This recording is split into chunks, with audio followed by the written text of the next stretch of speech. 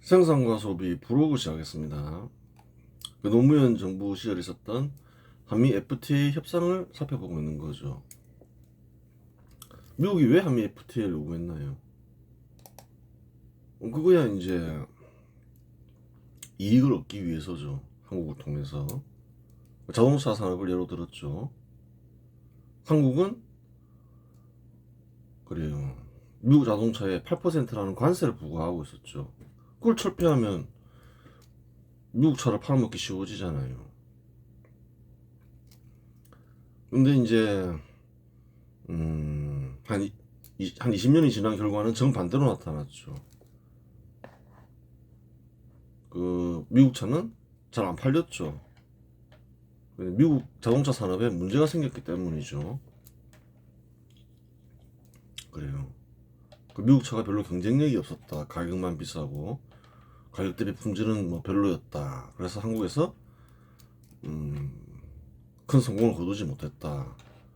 오히려 이제 한국 차는 어떤가요? 원래 이 시기만 하더라도 한국 차는 미국에서 생산하지 않는 차를 생산했죠. 저가, 최저가 상품. 어, 그래요. 미국 입장에서는 오히려 관세를 철폐하는 게 더 나았죠. 미국의 그 서민들, 가난한 이들이 한국 차를 소비했다는 거예요. 미국 산업하고 아무 상관이 없었다는 거예요. 그때만 하더라도. 큰 상관이 없었죠. 근데 이후에 이제 한국 차들이 그 품질이 올라가면서 뭐 한 중가 뭐 이런 차를 판매할 때 이제 관세 철폐가 유리하게 작용했겠죠. 그렇게 된 거예요. 원래 이 시기 때 이제 철폐할 때는 미국 입장에서는 미국 차를 팔아먹으려고 협상을 한 거죠. 그래요. 결과적으로는 한국의 이익이었지만 미국 자동차 산업과 미국 자동차 산업에 문제가 생기면서 그렇게 됐다. 그게 정확한 판단이죠. 한미 FTA 내용을 또 봐야 되겠죠. 2006년에서 2007년까지 이어진 한미 FTA 협상은 단순히 무역상의 관세 철폐만 머무르지 않았다. 협상 타결 당시 미국과 한국은 상품뿐 아니라 서비스 시장 전반에 걸쳐 장벽을 낮추는 것을 중요한 목표로 삼았다. 또 서비스 시장이 있다는 거예요.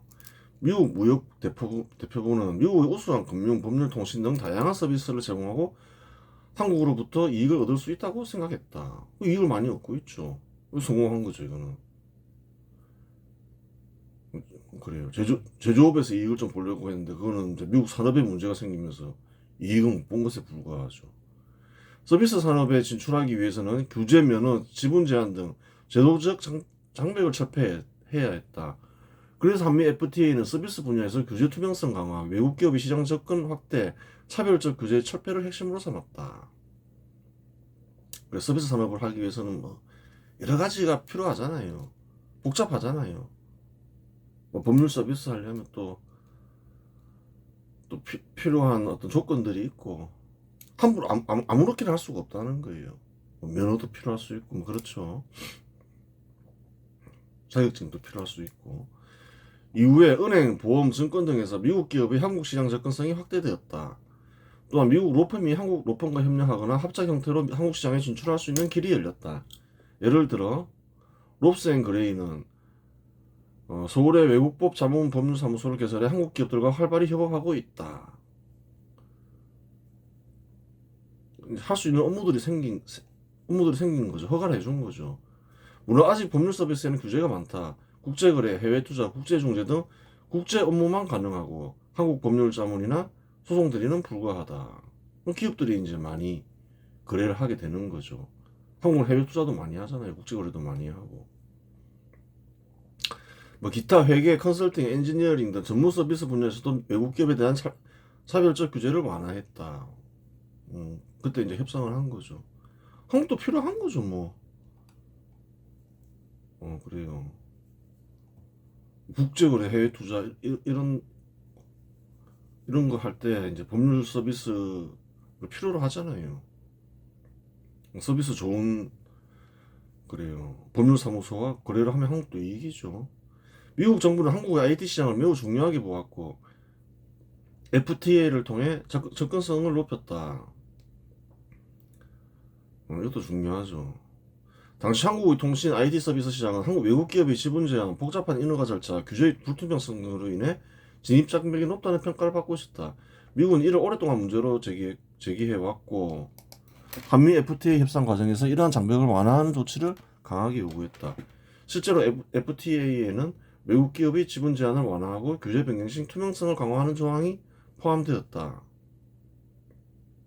그래요. 이러한 변화는 단순히 통신기업만을 위한 것이 아니다. 클라우드 서비스, 데이터 센터, 소프트웨어 기업 등 다양한 IT 기업들이 한국 시장에 진출할 수 있는 기반이 마련된 것이다. 미국은 한국의 IT 인프라와 높은 인터넷 보급률을 매우 매력적인 시장으로 보았고 FTA를 통해 시장 접근성을 제도적으로 확보하고자 했다. 실제로 FTA 발효 이후 한국 기업과 미국 IT 기업 간의 협력은 더욱 활발해졌고 한국 시장에서 미국 IT 기업의 영향력은 크게 확대되었다. 그렇죠. 이후에 구글 코리아 영향력이 크잖아요. 마이크로소프트 코리아 그래요. 아마존이죠. 한국 리전, AWS 한국 리전, 오라클 등이 한국에 법인을 설립하여 활동하여 수익을 얻고 있다. 많이 얻고 있잖아요. 성공한 거죠, 이 경우는. 제조업에서 문제가 생긴 거지. 원래 이익을 얻기 위해서 이런 협상을 요구하지. 손해보려고 협상을 요구하는 곳이 어디 있겠어요. 지사를 한국에 설립하지 않더라도 진출이 가능해 오픈 AI, 미드저니 등도 한국에 서비스를 제공하고 수익을 얻고 있다. 많이 얻고 있죠, 뭐. 오픈 AI도 그러하고, 뭐. 다들 많이 얻고 있는 거예요. 유튜브도 그러하고. 유튜브도 마찬가지죠. 한국과 미국의 서비스 교육. 서비스 교육에서는 미국이 상당한 흑자를 내고 있죠. 2000년에 비해서 2022년에 2배가 넘게 증가했잖아요.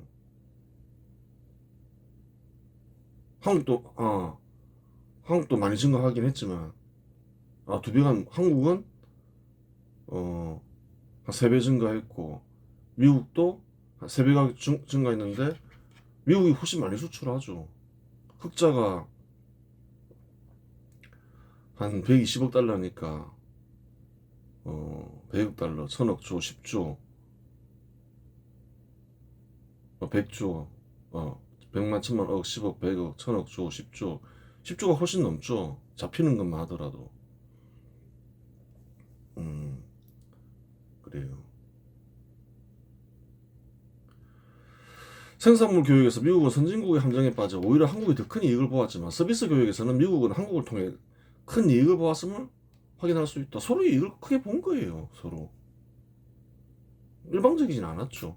서비스에서는 미국이 큰 이익을 보고 제조업에서는 미국이 좀 한국에서 이익을 보려 했는데 그래요. 제조업에서 만들어내는 상품이 가격 대비 경쟁력이 없어서 큰 재미를 못 봤죠. 오히려 한국이 재미를 봤죠. 그래요. 그렇게 되는 거예요. 한미 FTA 협상에서 가장 민감한 분야 중 하나는 농축산물 시장 개방이었다. 지금 항상 이게 문제죠. 한국의 농축산물은 미국 상품에 비해 경쟁력이 없었다. 얼마나 경쟁력이 없었냐 보자는 거예요. 2007년 기준, 2007년이 어떻냐. 같은 품질의 소고기 경우 한우 1kg의 가격이 6만원에서 7만원대였는데 미국 내 소고기 가격은 1kg당 1만원대 수준이었다. 품질이 같은 걸 비교해보니까 6분의 1 수준이었다는 거예요. 심각했죠. 또한 2007년 기준 한국산 쌀 20kg은 3만원에서 3만 5천원 수준이었는데 같은 품질이 미국산 쌀은 1kg당 700원에서 900원 수준이었다. 이게 몇 분의 1인 거예요, 이거는. 1,000원 잡아도 30분의 1 수준이었다는 거예요. 심각하잖아요. 수천 년을 농사 지었고 미국의 임금이 한국의 임금보다 몇 배나 높음에도 불구하고 한국산 쌀은 상품 경쟁력이 전혀 없었다. 쌀만 그런 게 아니라 축산물도 그런 거죠. 6분의 1.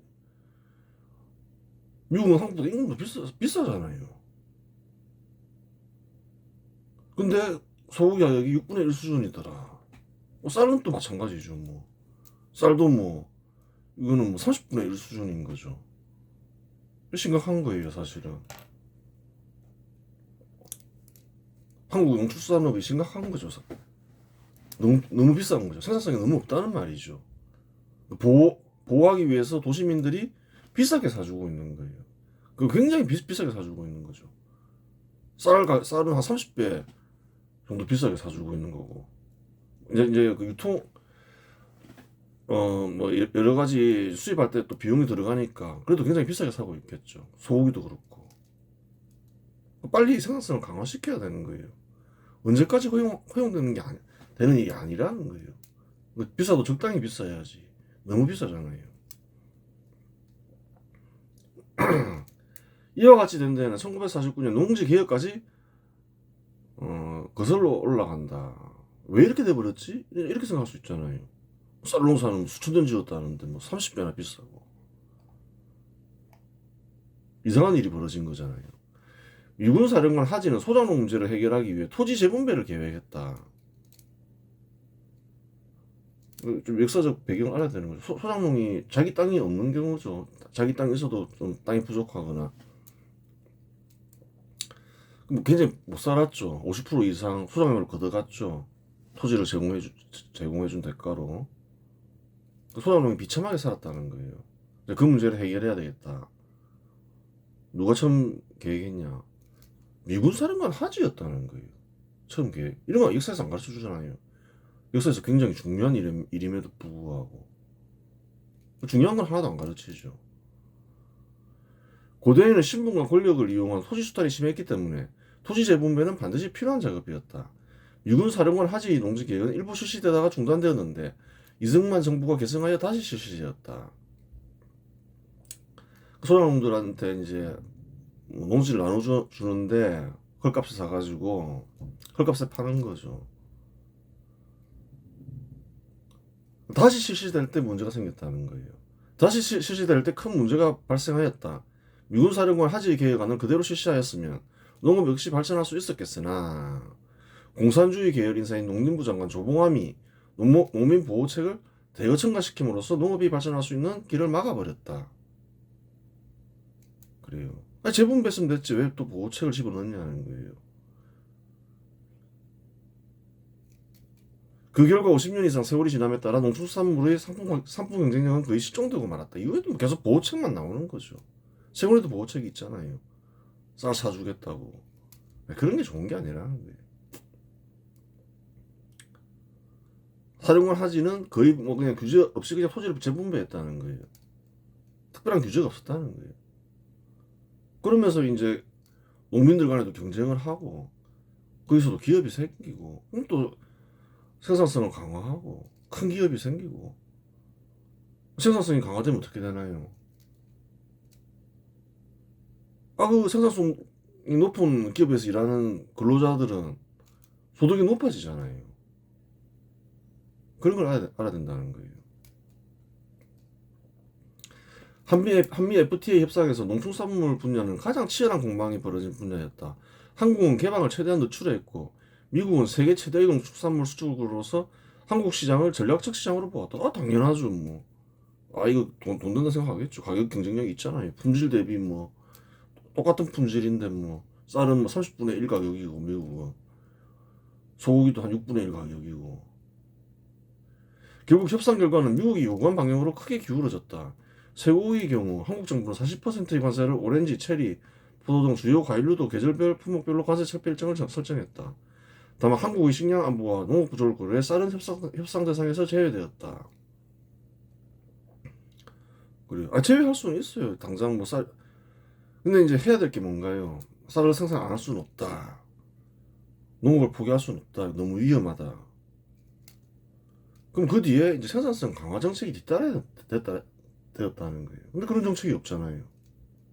지금 또 문제가 되잖아요. 계속 문제가 될 거라는 거예요. 생산성 강화 정책이 지금 굉장히 중요한 시점이 된 거죠. 언제까지 보호되지 않는다는 거예요. 한국에서는 미국산 쌀도 일정 부분 수입하고 있는데 이는 한미 FTA 협상 결과가 아니다. 한국은 1995년 WTO 가입 당시 쌀 시장을 완전히 개방하는 대신 일정 물량은 의무적으로 수입하기로 했고 매년 약 40만 톤 내외의 쌀을 수입해야 했다. 수입 비중은 미국, 중국, 태국, 베트남 순이다. 그래요. 미국 입장에서는 한국 흑자는 많이 보고 있잖아요. 아, 우리 좀 팔 수 있게 해달라. 쌀하고 소고기. 아, 그렇게 요구할 거 아니에요. 그 요구를 거절할 수가 있나는 거예요. 한국이 얼마나 많은 이득을 얻고 있어요. 훨씬 많은 이득을 얻고 있는데, 개방하라면 해야 되는 것이지. 계속 보호해줄 수가 없다는 거예요. 또 도시민들도 계속 비싸게 뭐 제인도 아니고 비싸게 사야 될 이유가 없잖아요. 또 계속 이제 생산성을 강화시켜 써야 되는데, 그때도 당연히 강화하는 법을 만들고 정책을 수립해서 계속 강화시켜 써야 되는데, 그렇게 하지 않으니까 계속 문제가 될 거라는 거예요. 그걸 알아야 되는 거예요. 뭐 쌀 사주고 그런 게 중요한 게 아니다. 자칫 잘못하면 산업 전체가 붕괴된다. 그래요. 한국은 장기간 미국의 배려로 유리한 무역을 통해 산업을 발전시킬 수 있었다. 하지만 한국은 더 이상 보호받아야 할 정도로 경제적으로 취약한 국가가 아니다. 그걸 알아야 되는 거예요. 우리한테 유리한 무역만 할 수 없다는 거예요. 따라서 수출하고자 하면 수입도 허용해야 한다. 한국에서 농축산물을 계속 생산하고자 한다면 수입한 뒤에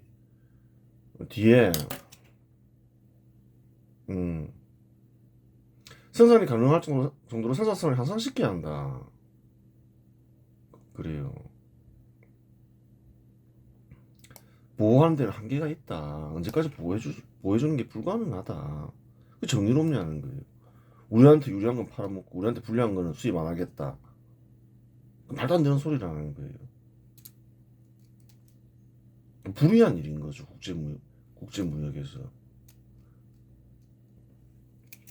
하지만 노무현 정부 이후 모든 정부는 생산성 향상에 관심 없고 농민 보호에만 집중했다. 그게 잘못된 거라는 거예요. 그 농민을 보호하는 게 아니라는 거예요. 그 결과 현 시대에서 농축산업은 한국에서 짐덩어리가 되었다. 지금 짐덩어리잖아요. 분명히 미국에서 요구하고 있을 거 아니에요. 뭐 협상이 되냐는 거예요. 생산성이 소득을 결정한다. 농민을 보호하면 농민은 가난해지고 농업 생산성을 강화하면 농업에 종사하는 이들이 소득은 높아진다. 그걸 알아야 되는 거예요. 생산성 강화시키는 게 농업에 종사하는 이들이 소득을 감소시키기 위해서 하는 일이 아니라는 거예요. 생산성을 강화하면 통상 소득이 높아진다는 거예요. 생산성 높은 산업들을 보라는 거예요. 기업을 보고. 즉 농민보호대책은 농민을 가난하게 하고 도시민들에게 큰 피해를 끼치는 정책이다. 생산성을 높여야지 농업. 그래요. 자영업이 가난하다. 그러면 농업 생산성이 큰 기업 근로자로 일하는 게 더 나을 수도 있다는 거예요. 뭐 특별히 뭐 재산상 피해, 흉년을 입었다 해서 재산상 피해가 생기는 것도 아니고 월급 꼬박꼬박 나오고. 그 생산성을 강화시키는 게 중요하지. 뭐 이런 뭐 그래요. 뭐 영세농민 보호하겠다 이런 정책은 계속 그 영세농민들을 가난하게 만들 따름이다. 계속 가난하게 살아야 된다. 그런 걸 알아야 되는 거예요. 그러면 반미인사인 노무현이 미국의 유리한 한미 FTA 협상을 한 이유는 무엇일까? 보라는 거예요.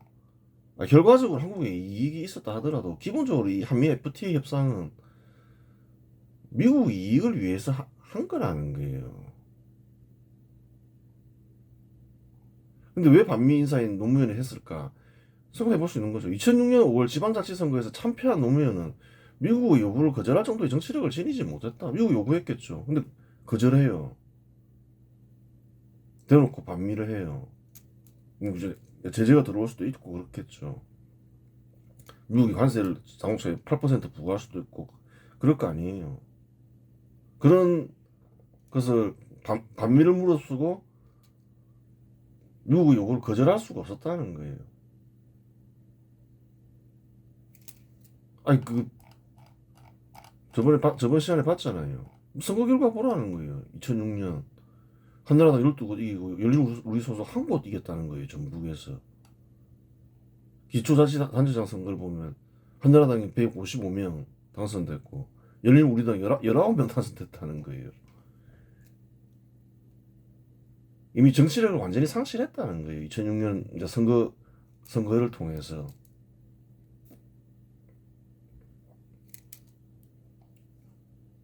뭐 자기가 아무리 반미인사라 하더라도 뭐 반미했을 때 몰아칠 어떤 부작용을 감당할 수가 없는 거죠. 진짜 탄핵당하는 거죠. 한 번은 넘겼지만 전 국민이 아니지만 대부분 절대 다수 국민들이 지지를 철회해 버린 거죠.